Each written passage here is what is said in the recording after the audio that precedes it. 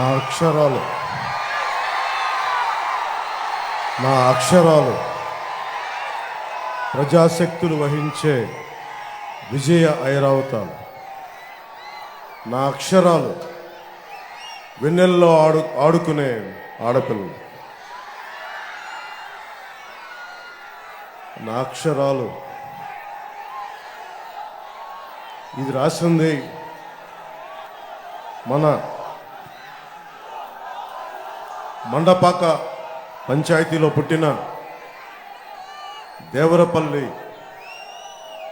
దేవరకొండ బాలగంగాధర్ తిలక్ గారు, మన తణుకులో పుట్టిన మండపాక పంచాయతీలో పుట్టిన దేవరకొండ బాలగంగాధర్ తిలక్ గారు రాసింది. మన తణుకు బాపు గారు లాంటి ఒక గొప్ప చిత్రకారుడిని పుట్టించింది.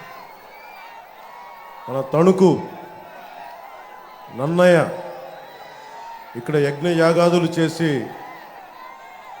భారతానికి శ్రీకారం చుట్టిన నేలేదు. రాకెట్ ఫ్యూయల్కి ఇస్రో తోటి ఒప్పందం కుదుర్చుకొని ఇస్రోకి మనకి రాకెట్ ఇంధనం చేసిన నేలేదు. పారిశ్రామికంగా చాలా పురోభివృద్ధి నేలేదు. ఈ రోజున వైసీపీ పాలనలో అలాంటి నేల కరప్షన్ క్యాపిటల్గా అయిపోయింది. పోయినసారి వారాహ యాత్ర వచ్చినప్పుడు ఇక్కడున్న సివిల్ సప్లైస్ మంత్రి ఒక రైతుని ధాన్యం తడిచిపోయి మొలకలు వచ్చినాయి అంటే, మొలకలు వస్తే ఏం చేస్తాం, మొలకలు రాకపోతే ఏమొస్తాయి అని చాలా చిత్కారంగా మాట్లాడి రోజు అన్నం పెట్టే రైతుని ఏడిపించిన విధానం నాకు చాలా బాధ కలిగించింది. అన్నం పెట్టే రైతుని ఏడిపించిన ప్రభుత్వం, ఏడిపించిన ఆ సివిల్ సప్లైస్ మంత్రి కొడుకు సర్వం ఈ ఎన్నికల్లో తుడిచిపెట్టుకుపోవాలి. ఇది ఎందుకు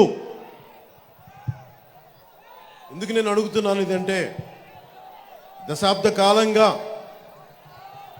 కాలంగా పార్టీ పెట్టి నేను పనిచేస్తున్న ముఖ్యంగా యువతకి ఉపాధి అవకాశాలు ఉండాలి. ప్రధానమంత్రి గారు 2047కి భారతదేశ భవిష్యత్తు ఇలా ఉండాలని ఒకవైపు ఆయన కోరుకుంటా ఉన్నారు.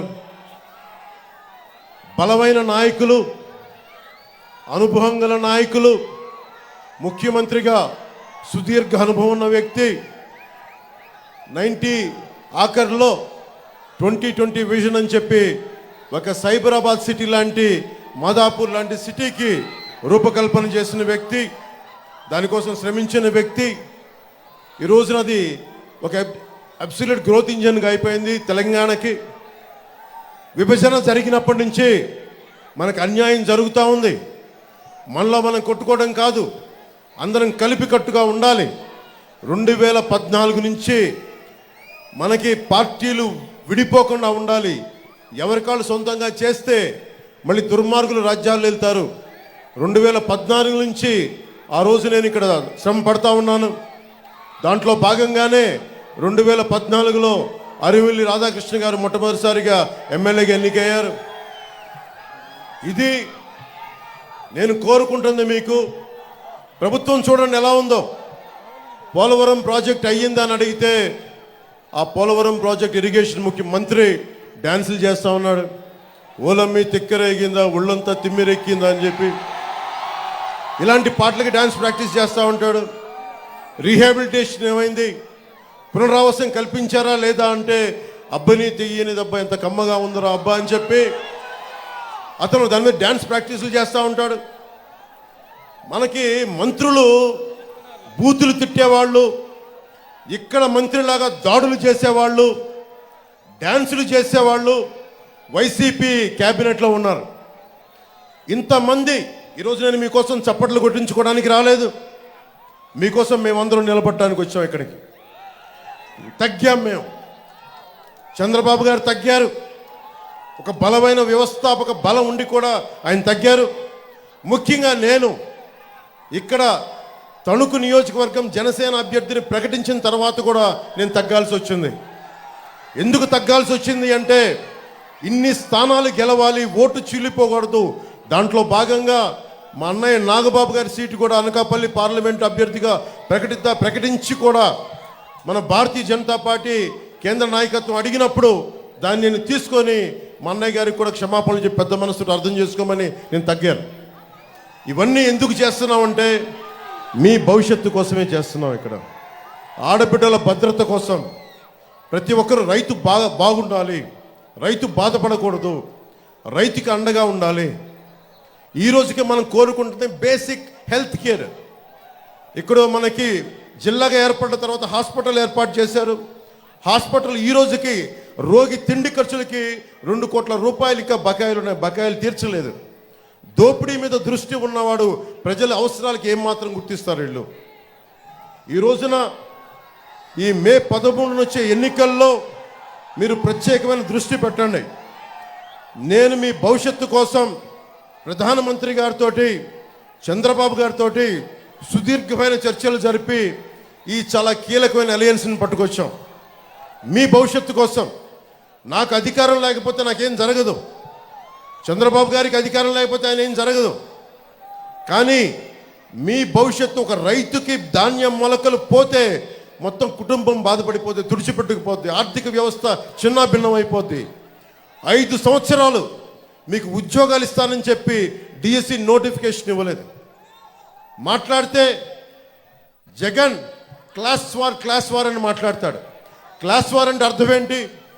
డబ్బున్నాడు పేదవాడిని దోచుకు తింటాం, డబ్బున్నవాడు కష్టపడేవాడిని దోచుకు తింటాం. 70,000 పోలీస్ కుటుంబాలకి, 1 కాదు 2 కాదు 70,000 పోలీస్ కుటుంబాలకి టీఏలు డిఏలు సరెండర్ లీవ్స్ ఈ రోజు వరకు ఇవ్వలేదు. దీని మీద ఒక్కడు స్పందించడు. పోలీసుల శ్రమశక్తిని కూడా దోపిడీ చేసేవాడు జగన్. ఇలాంటి వ్యక్తి ఇంకొకసారి అవకాశం ఇస్తే మీరు ఏం జరుగుతుందో మీరు ఆలోచించండి. మేము రోడ్ల మీదకి వచ్చి కొట్లాడాల్సి వస్తుంది. మీ భవిష్యత్తు కోసం ఉన్న ఇక్కడ మంత్రిని చూశారు, సివిల్ సప్లైస్ మంత్రినే.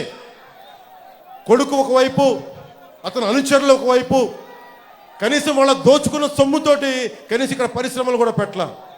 ఎక్కడో తెలంగాణలో బాలానగర్లో ఇక్కడ కూర్చొని స్టీల్ ఫ్యాక్టరీలు పెట్టుకున్నారు. అక్కడికి వెళ్ళి ఇక్కడ దోచేసిన డబ్బుతోటి, ఇక్కడ టీడీఆర్ బాండ్లతోటి దోచేసిన డబ్బుతోటి వెళ్ళి తెలంగాణ హైదరాబాద్లో బాలానగర్లో ఫ్యాక్టరీలు పెట్టుకున్నారు.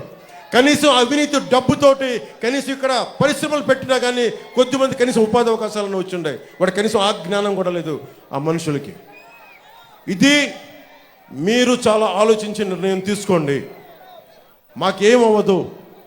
ఆయన చాలా గుండె దిట్టి ఉన్న నాయకుడు. ఆయన జగన్ అకారణంగా ఆయన జైల్లో పెడితే నేను వెళ్ళి చూస్తే ఆయన ఏం బెదర్లా బలంగా నిలబడి ఉన్నాడు. ఆయన దేనికి బెదిరే వ్యక్తి కాదు ఆయన.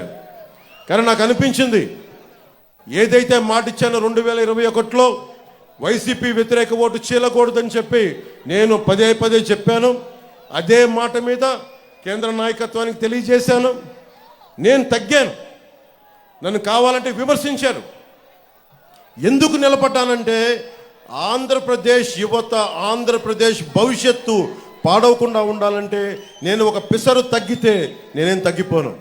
ఎక్కడ నెగ్గాలో కాదు, ఎక్కడ తగ్గాలో తెలియాలి.